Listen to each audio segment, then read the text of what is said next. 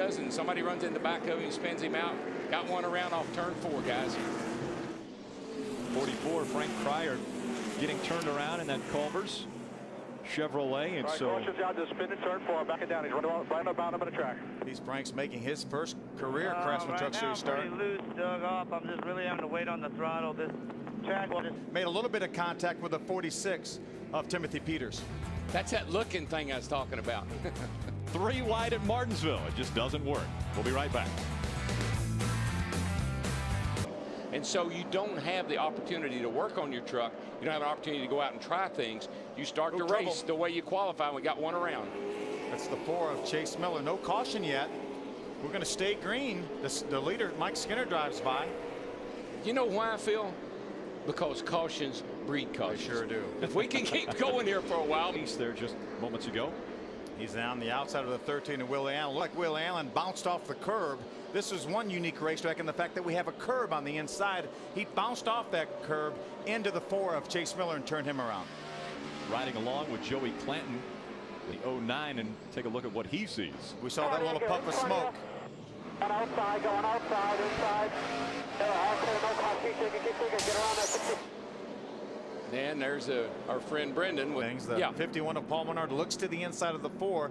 Chase comes down the hill, doesn't quite give him a lane, and there he goes. Yeah, well, the problem there was, Phil, the 4 stayed out too long and opened the door for the 51 to not just be looking, but to actually be there. When he comes down, there's no way the 51, Paul Menard, could stop, and they make contact. 4 truck does a great job of staying off the wall right there. You see, the 51 was right against the curb. He could not go any lower, but he had already committed to the bottom of the phone by Billy Ballou. Good equipment, and we got a problems in 1.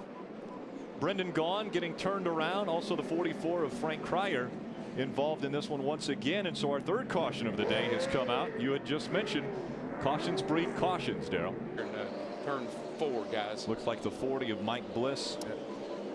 Had a right front go down on that 40 truck. I was looking down there and I saw him go up the hill, and I think he had right front down. Yeah, it sure looks like it. But we've run 73 laps. I think that puts us in our window now. I think we're going to see wholesale pit stops here, and these guys may decide. I had a bad vibration right off the start. And you can see 3rd truck back, and it just takes a hard right.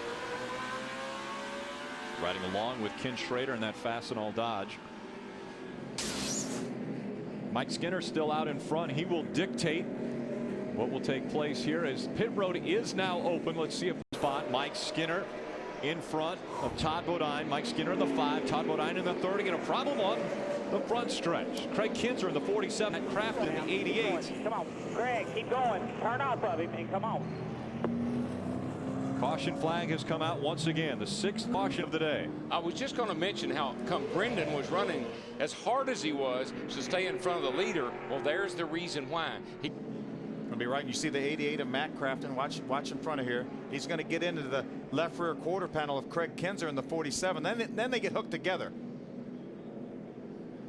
I think then there might be some disagreement about you know, who did what here. Dennis James, our flagman, gets a view of this one. Matt really didn't have enough room to try to go where he was going under Craig there in the 47 truck. Should have probably backed off a little bit. The 88 should have. He has been tight. Take a look at this. Trying to make an adjustment and didn't get the wrench off. Now he's going to get run over. He's going to get backed over. Goodness gracious. The rule is you cannot leave your pit with. Take one look at. He'll come into the right side of your screen. He was all by himself, just right in the middle of the corner of the car. The truck just spun around with him. Not sure if something mechanically happened to it or not. It doesn't look like it is going again. Something mechanically happened to the back of that truck. He's been hit a few times. We've had a few accordions over the oak. Yeah. Fenders are dragging. Terry Cook cut him some slack, and we got a wreck in turn Eric 4. Darnell gets turned around. Joey Clanton into him. Bobby Hamilton able to maneuver around without problems. It's Eric Darnell in the 99, Joey Clanton in the 09. I think Joey was a little contact from the 47 of Craig Kinzer. Has to chase it up the hill. Then he comes down into Crawford. 14 knocks him into the 88 of Matt Crafton. And this jumbles everything up. It backed everything up behind these guys now. Now they're trying to recover. We've seen that 99 3 wide several times today. Looked like the 13 of Willie Allen hit the curb and ran into the 99 of Eric Darnell. Then the 09 of Joey Clanton had absolutely nowhere to go, and he makes contact. And Ken Schrader in the 18 truck also had nowhere to go. There's another view of Jack getting extremely loose. He gets knocked into the 88 of Matt Crafton and then tries to gather it up down the front stretch.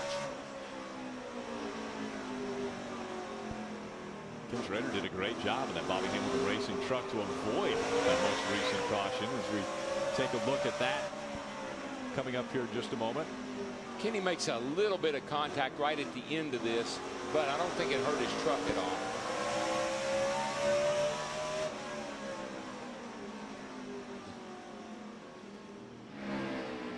Here's the 09 of Joey Clanton. We're going to get a view, a good view right here. Go low, but unfortunately he was already committed to the high side. I don't think I would want to. I don't think he could go low, and it wouldn't have worked anyway. Credited his time in the truck yesterday with being a big factor in him winning. Whoa! Right, was Dennis Setzer. Oh, and AJ into the wall. Dennis Setzer got spun around in front of him. AJ a little hard, probably off that corner. Got into the wall coming off. Got into the loose stuff up there. A lot of marbles. See some damage to the 75 truck. Dennis gets it righted. That's the second time he's been turned around down in turns 1 and 2. I don't know what the 16's thinking, racing a dadgum lap truck. What the 16 of Stacy Compton was thinking. Here's another view right there. Just gets loose, the 16 does, and that caused him to push up into Dennis Setzer. And of course, you can see everybody taking evasive action. And AJ Allmendinger in the 00, like you said, Phil, hot tires, picks up that debris on his tires and slaps the fence. There's another view of it right here. You see the 16 Stacy Compton has to chase that truck up the hill. That's the 46 of Timothy Peters trying to drive by. You see AJ, he does a great job missing him, but he has no control. It's like he's on ice. He turns the steering wheel and goes straight into the outside wall. Stacy Compton saying that the left rear tire went down on that number 16. So they come in to do service on his truck. Probably did, because there was huge contact between him and some. Mike Skinner out in front of Todd Bodine. Todd Bodine probably the closest he's been to Skinner since we've gone green flag laps. Got another spin on turn 4. Terry Cook in the 59. No caution yet. They're going to see if caution is out now. Yeah, 59 just barely. Come on, leader. Well, I think he had a little help from Eric Darnell in that number 99. Both of them trying for the same real estate. There he bounces off the curb. Terry didn't leave him quite enough room on the inside. We'll be back with more on Fox. Oh, he's got flat right side tires. Gosh, he came right down in front of Aaron Fike. In front of Fike in a 1 truck.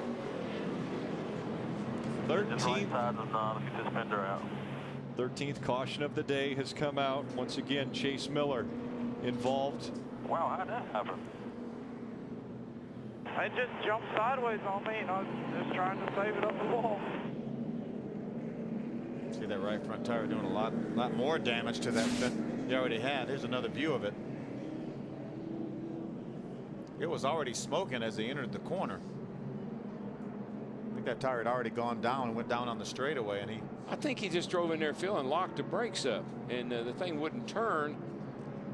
And in turn, it must have blown out the left front tire. Well, that's after it had already happened. And or the right front tire. Yeah, riding around the racetrack and just drove in the corner too hard with a flat tire. Yeah.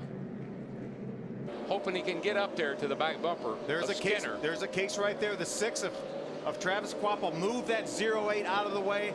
In the aftermath, the 08 got punted into the wall. Caution back out again. Right side, right front, Dan. A lot of damage to Chad McCumbie's 08 Chevy Silverado. That brings real estate here in the corner. There's a 6 of Travis Quapple. He makes contact with Chad McCumbie, the 08. That puts him up the hill. Now, AJ Allmendinger and the 75 of Dennis Setzer come by. They're already side by side. Just doesn't leave any room. As all of that was taking place, Kevin Harvick got by Ron Hornaday. So Harvick now into the top 5. Boy, he's sure running out of time, though. He's still got some good trucks in front of him. Ted Musgrave's been good all day. He's 4th. The 14 of Rick Crawford, a former winner here. He's running 3rd. He's been good all day.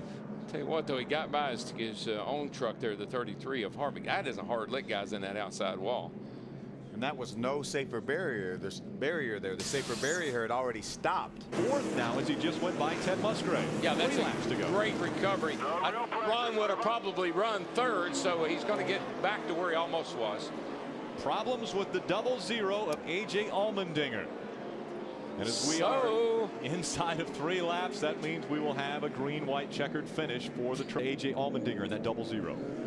Rolling off here in the corner underneath. Oh. The 60 gets into the 7. The 60 of Jack Sprague gets into the 7 of Brad Keselowski, and that forces him up into the 0-0 of A.J. Allmendinger. And there's a result. Watch this. The 60 is going to get into the left rear corner of the 7, get him sideways. He has to chase it. He makes contact with the 0-0 of A.J. Allmendinger. A.J. done a great job up until the last little bit, and none of this has been his fault necessarily, just bad luck. On board with Jack Sprague. Just a little bit of contact. Clear. Isn't it amazing, the guy that always seems to cause the accident, he drives on off and somebody else pays the price? I remember you here one time running third. The green, then the white, and we will see the checkered. And it is about to come out. The green flag for Mike Skinner. 2 laps of racing to go. If he can just get through 1 and 2 clean without Todd making contact, I think he's going to be okay. That 5 just, it doesn't take anything at all. That baby just launches up out of the hole. 2 truck length lead over Todd Bodine as he makes his way through 3 and 4 coming out. The white flag flies. Half a mile for Mike Skinner. Spotter Mike Swim going to talk him through it. He's got about a 2 truck length lead right now. Oh, he's got it made. He's sailing down into turn 3, nice and easy, right on the bottom like he's been all day long. He looks up. He sees the flag in the air. Mike Skinner. What a day. Dominant performance for Mike Skinner. He wins his 22nd career race at Martinsville Speedway. Celebrate.